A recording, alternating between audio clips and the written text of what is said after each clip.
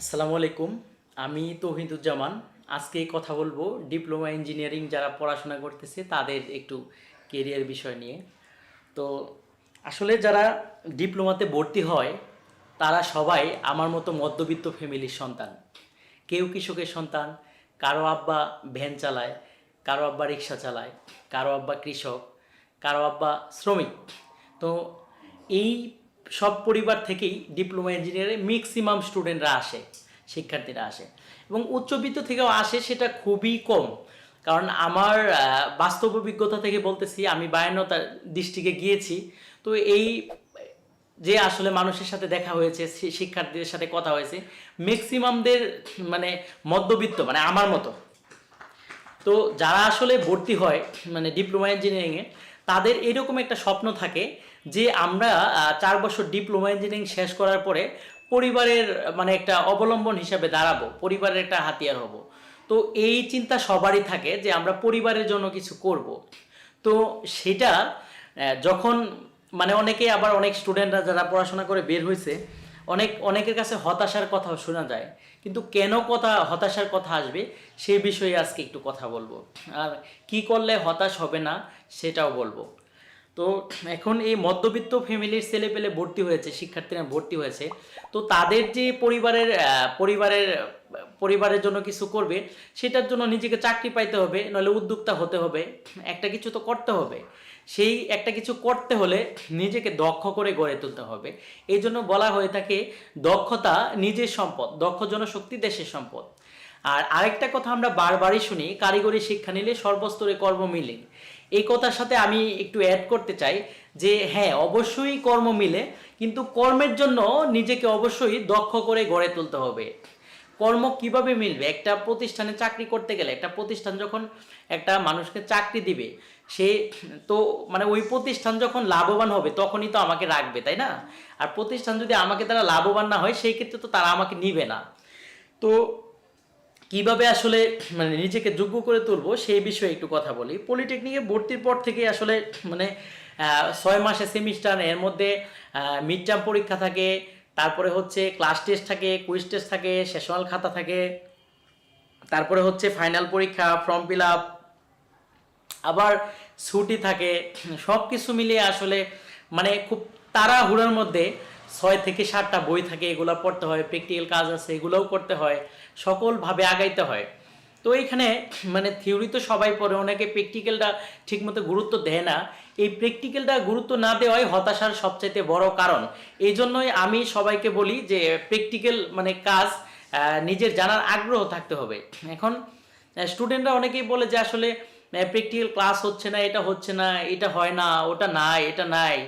তো আসলে আমি যদি জানতে চাই, আমার যদি জানার আগ্রহ থাকে, সেই ক্ষেত্রে কি নাই আর কি থাকলো না, তার চাইতেও বড় কথা হলো আমার জানার আগ্রহ। আমার যদি জানার আগ্রহ থাকে আমি শিখতে পারবো। কারণ যাদের আগ্রহ আছে তারা সবসময় শিখতে পারে। আর স্যারদেরকে বলে স্যার এটা দেখান, ওইটা দেখান, এটা শিখতে চাই, ওটা শিখতে চাই, আসলে স্যাররা দেখায়, স্যাররা অনেক ব্যস্ত থাকে, তারপরেও আগ্রহ করে স্যারদেরকে বলতে হবে আমি এটা বুঝতেছি না। শুধু ক্লাস টাইমই না, ক্লাস টাইমের বাইরেও স্যারদেরকে বললে স্যাররা আপ্রাণ চেষ্টা করে, স্যাররা অনেক ব্যস্ত থাকার পরেও চেষ্টা করে যে এটা আমরা এইভাবে, এইটা করো, ওইটা করো, এইভাবে করো। এখন কথা হচ্ছে যারা সরকারি চাকরিতে যেতে চান এই নিয়ে মানে আজকে আলোচনা করব না। আমি যারা মানে প্রাইভেট ফার্মে বা ইন্ডাস্ট্রিতে যারা যেতে চায় তাদেরকে নিয়ে একটু কথা বলবো। তো তাদেরকে যে বিষয়টা হচ্ছে প্র্যাকটিক্যালি তাদেরকে খুব ভালো হতে হবে। থিওরি তো পড়তেই হবে, থিওরি না পড়লে তো প্র্যাকটিক্যাল সম্পর্কে ধারণা আসবে না। তো এখন থিওরির পাশাপাশি প্র্যাকটিক্যাল শিখতে হবে। এখন এই প্র্যাকটিক্যাল কীভাবে শিখবো? প্রতিষ্ঠানে যতটুকু হচ্ছে তো হচ্ছেই, এরপরে ওদের আগ্রহ থাকতে হবে জানার, সেই আগ্রহটা কোথায় নিয়ে কাজে লাগাবো। এখন হচ্ছে এইখানে প্রত্যেকটা ডিস্ট্রিক্টে কারিগরি প্রশিক্ষণ কেন্দ্র বা টিটিসি যাকে বলা হয়, টিটিসি রয়েছে, যুব উন্নয়ন রয়েছে, আরও বিভিন্ন এনজিও রয়েছে, ট্রেনিং দেয়। যারা শুধুমাত্র কিনা স্কিল নিয়ে কাজ করে, দক্ষতা দেয়, তাদের হচ্ছে 20% হচ্ছে থিওরি আর 80% হচ্ছে প্র্যাকটিক্যাল। তো সেই প্রতিষ্ঠানগুলোতে যে অ্যাডমিশন নিতে হবে, 3 মাসের কোর্স আছে, 6 মাসের কোর্স আছে। তো সেইখানে যে প্র্যাকটিক্যাল শেখা যাইতে পারে। এরপরে হচ্ছে যখন এই যে করোনাকালীন যে ছুটিটা গেল, অনেকেই বাড়িতে বসে আছে। এখন বাড়িতে বসে আছে, এটাও একটা শেখার সময়। কিভাবে শিখবে? বাড়িতে কোথায় শিখবে? এখন কথা হচ্ছে আমার কথা হচ্ছে আমি শিখবো, এখন কার কাছ থেকে শিখবো? একজন আমার চাইতে কম পড়াশোনা লোক, তার কাছ থেকে শিখলে আমার একদম মান সম্মান চলে যাবে, এইরকম ধারণাই মাথায় রাখা যাবে না। আমি যার কাছ থেকে শিখবো সে আমার উস্তাদ, এটা সবসময় মাথায় রাখতে হবে। তো এই জন্য আমি যখন ফেনী পলিটেকনিকে পড়াশোনা করেছি, আমি একটা মোটরের ওয়াইন্ডিং করে যে ইয়া করে এক দোকানে, সেই দোকানে আমি কাজ করতাম। ওই দোকান থেকে আমার প্র্যাকটিক্যাল কাজ শেখা শুরু। তো ওই দোকানের ওস্তাদি হচ্ছে আমার গুরু, ঠিক আছে? তো এই জন্য আমি বলবো আপনারা যারা বাড়িতে বসে আছেন বা কলেজেও যখন থাকেন, আপনারা যদি প্রত্যেকটা দিন বা প্রতি সপ্তাহে 1 থেকে 2 ঘন্টা করে যারা যারা ইলেকট্রিকে পড়েন, ইলেকট্রিক্যালে পড়াশোনা করতেছেন, তারা ইলেকট্রিক্যালে যারা কাজ করে তাদের সাথে একটু যোগ রাখেন, কমিউনিকেশন রাখেন। আবার হচ্ছে যারা সিভিলে পড়েন, যা এরকম সিভিল রিলেটেড যারা কাজ করে, বড় ভাই আছে বা যারা কাজ করে তাদের সাথে যোগাযোগ রাখুন। মেকানিক্যালে যারা পড়েন, মানে সংশ্লিষ্ট টেকনোলজির যারা লোক আছে বা যারা এই বিষয়ে টেকনিশিয়ানও আছে, তাদের সাথে আপনি যোগাযোগ রাখেন। যোগাযোগ রাখার ফলে যেটা হবে, তাদের সাথে কথা বললেও এই টেকনোলজি বিষয়ে কথা বলা হবে, তাদের সাথে চললে অনেক মানে বাস্তব জ্ঞান অর্জন হবে। তো সেই জন্য প্র্যাকটিক্যাল ক্লাসের গুরুত্ব খুব বেশি দিতে হবে এবং শিখতে হবে। এবং বর্তমান যুগ হচ্ছে আইটির যুগ, মানে ইন্টারনেট ছাড়া, কম্পিউটার ছাড়া কিছু ভাবাই যায় না। সেই জন্য কমপক্ষে সবার কম্পিউটারের বেসিক স্কিলটা যেন থাকে।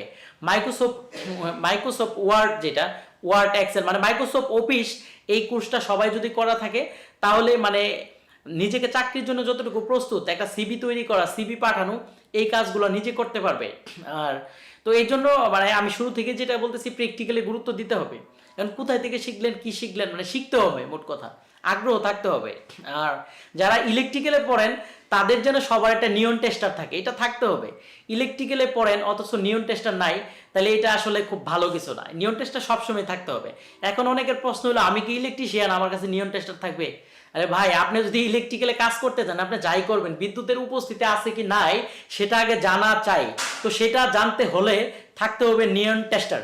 তো এই জন্য নিয়ন টেস্টার রাখবেন সাথে। আর আর যেটা বলতেছিলাম, পরিমাপ করার জন্য অ্যামিটার, ভোল্টমিটার বা মাল্টিমিটার একটা কিনে নেন। তো এটা যদি আপনার সাথে থাকে, আপনার কাজের আগ্রহ বাড়বে। যখনই আপনার সাথে মানে এই জিনিসগুলো থাকবে, তখন আপনার কাজের আগ্রহ বাড়বে। যখন মোবাইল ফোন ছিল না, তখন আপনি চালাইতে পারতেন না।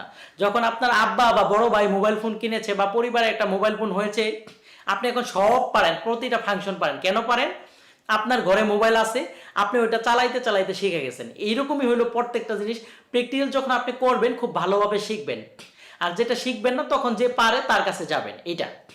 আর এই যে কম্পিউটার স্কিলের মধ্যে যে স্কিলটা থাকলে, কম্পিউটারে নিজে লেখালেখি করা, তখন আপনি সিভি তৈরি করতে পারবেন। তো সিভি কখন তৈরি করবেন?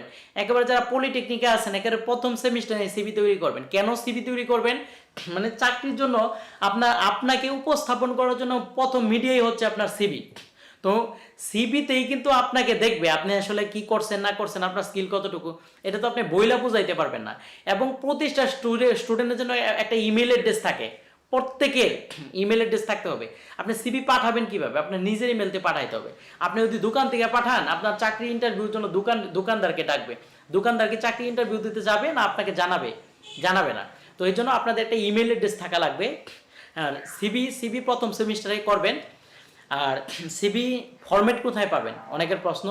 গুগল মামার কাছে সব কিছু আছে। গুগল মামাকে বলবেন, মামা একটা সিভির ফরম্যাট দাও। গুগল মামা আপনাকে হাজার হাজার সিভির ফরম্যাট দিবে, যেটা আপনার সাথে ম্যাচ করবে। ইঞ্জিনিয়ারের সিভি সেটা নেবেন। আপনি আবার ইঞ্জিনিয়ারিং হয়ে যদি ডাক্তারটা নিতে চান, তখন ম্যাচ করবে না। তো এইটা আপনার এইটুকু বুঝতে হবে। আর হচ্ছে প্রথম সেমিস্টারে কেন করবেন? প্রত্যেক সেমিস্টারে আপনি একটা স্কিল হবে, একটি কোর্স করবেন, বা আপনার রেজাল্ট চেঞ্জ হচ্ছে প্রতি সেমিস্টারের। তো এইগুলো প্রতি সেমিস্টারে আপডেট করতে পারবেন। আর যখন আপনার এক্সপিরিয়েন্স কিছুই থাকবে না প্রথম সেমিস্টার সিভিতে, তখন মনে হবে যে আমার তো কিছু করা দরকার, কিছু একটা কোর্স দরকার, এটা সেটা দরকার। তো এইভাবে আপনার সিভিটাও ভারী হবে, আর আপনিও শিখবেন। যখন আপনার একেবারে অষ্টম সেমিস্টার শেষ করে ফেলবেন, ইন্ডাস্ট্রিয়াল অ্যাটাচমেন্ট করবেন, তখন আপনার সিভির পাল্লাও ভারী হবে, আপনার স্কিলও ভারী হবে। তো আপনি একটা বেসরকারি প্রতিষ্ঠানে জয়েন করতে পারবেন, শিল্প প্রতিষ্ঠানে। তো এই জন্য আসলে আপনার প্রথম দিকেই মানে টার্গেট থাকতে হবে। আরেকটা কথা বলবো, যে ডুয়েট, যে আমাদের শিক্ষার্থীদের সবারই স্বপ্ন থাকে ডুয়েটে যাওয়ার। যাদের স্বপ্ন পলিটেকনিকে ডুয়েটে যাওয়ার, প্রথম থেকেই যারা ডুয়েটিয়ান ভাই বোন আছে তাদের সাথে যোগাযোগ করবেন এবং প্রথম থেকেই টার্গেট করবেন যে আমি ডুয়েটে যাব, এটার জন্য কি কি করতে হবে।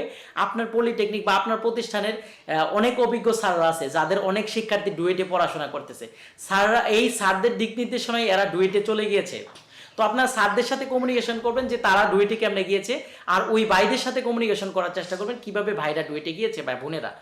তো এটাই হচ্ছে মানে মোট কথা হচ্ছে, ইচ্ছা যদি থাকে, ইচ্ছা শক্তি আর যদি চেষ্টা থাকে আর নিজের প্রতি আত্মবিশ্বাস যদি থাকে যে আমি পারবো, এটা আমাকে পারতে হবে, তাহলেই ভালো কিছু করা সম্ভব।